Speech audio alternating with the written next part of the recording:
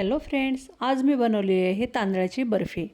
हे बघा किती छान अशी नरम अशी ही बर्फी झालेली आहे आणि चवीला तर अप्रतिम झालेली आहे। खूप छान अशी झालेली आहे। ती मी कशी बनवली चला बघूया। एक वाटी घेतलेली आहे मी बासमती राईस। आता हे स्वच्छ आपल्याला धुवून काढायचे आहे 2-3 पाण्याने। 2-3 पाण्याने आपल्याला हे धुवून घ्यायचे आहेत आणि त्यानंतर हे बघा मी धुवून घेतलेले आहे। आता यानंतर काय करायचं आहे, एका चाळणीमध्ये आपल्याला हे टाकून घ्यायचे आहे किंवा एखाद्या कॉटनच्या कपड्यावर आपल्याला हे पसरून घ्यायचे आहेत, जेणेकरून यामधलं पूर्ण पाणी निघून जाईल आणि आपले तांदूळ हे स्वच्छ आणि सुकून जातील। हे बघा तांदूळ सुकलेले आहेत बघा, तांदूळ सुकलेले आहे। आता काय करायचं आहे, एका कढईमध्ये 1 चम्मच आपल्याला यामध्ये तूप ॲड करायचं आहे आणि हे छान असे भाजून घ्यायचे आहेत। हे आपल्याला तोपर्यंत भाजायचे आहेत जोपर्यंत याचा कलर चेंज होत नाही।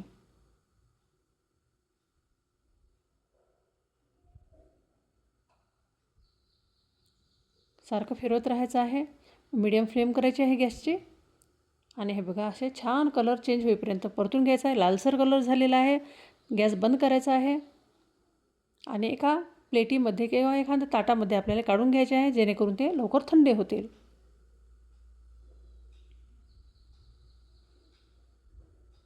टेस्टला खूप छान लागते ही बर्फी, एक वेळ करून बघा।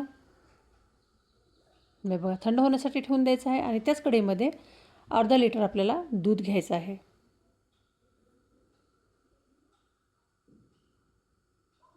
हे बघा आता यामध्ये मी टाकलेली आहे 1 वाटी मिल्क पावडर।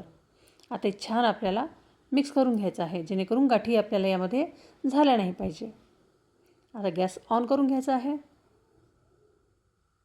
आता हे तांदूळ जे आहेत मी काढून ठेवलेले आहे प्लेटमध्ये, ते मिक्सरमधून मी फिरवून घेते। तोपर्यंत हे दूध गरम होईल। हे बघा दूध आपलं गरम होत आहे। मिल्क पावडर टाकल्यामुळे थोडं घट्ट होत जाईल। पॅनला लागलेलं पूर्ण दूध आपल्याला हे व्यवस्थित असं काढून घ्यायचं आहे, मिक्स करायचं आहे। हे बघा बाहेर पाऊस चालू आहे आणि मी बनवत आहे बर्फी। हे बघा छान असं फेटून घ्यायचं आहे याला आणि यामध्ये टाकायचं आहे आपल्याला 1 चम्मच तूप। हे यासाठी फिरवत राहायचं आहे कारण आपण यामध्ये मिल्क पावडर टाकलेलं आहे आणि हे लागलं नाही पाहिजे किंवा जळालं नाही पाहिजे, त्यासाठी आपण हे सारखं फिरवत राहायचं आहे। ज्या वाटीने तांदूळ घेतले त्याच वाटीने मी 1 वाटी यामध्ये साखर ॲड केलेली आहे आणि 1 चम्मच विलायची पावडर टाकलेली आहे मी। हे बघा तुम्हाला जर गोड जास्त हवत असेल तर तुम्ही थोडी साखर वाढवू शकता। हे बघा हे सारखं फेटत राहायचं आहे।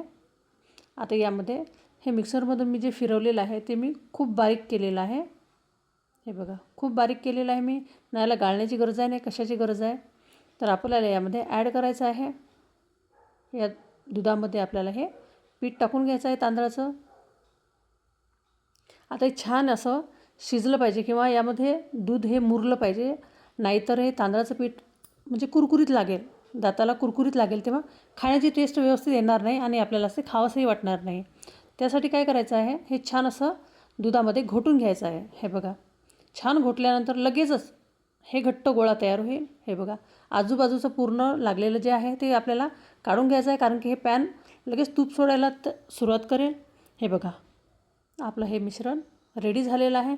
आता याचा गोळा बनत आहे। हे बघा हे मिश्रण तूप सोडत आहे म्हणजे आपलं हे मिश्रण रेडी झालेलं आहे। हे बघा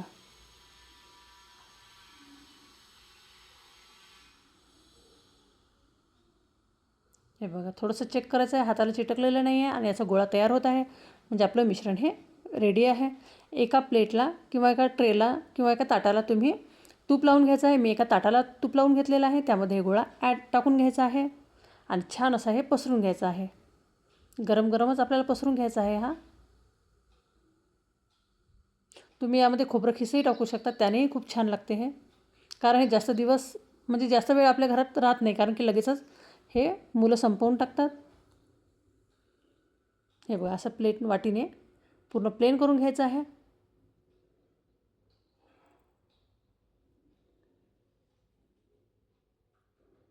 आता यामध्ये टाकायचा आहे पिस्ता.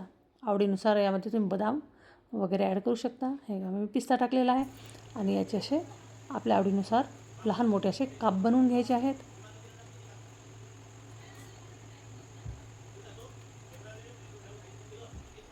व्हिडिओ जर आवडला असेल तर चॅनलला सबस्क्राईब नक्की करा.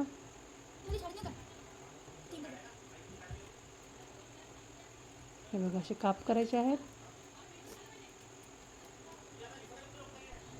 हे बघा काप करून घेतलेले आहे मी आणि आपली तांदळाची बर्फी ही रेडी झालेली आहे. व्हिडिओ जर आवडला असेल तर लाईक करायला विसरू नका.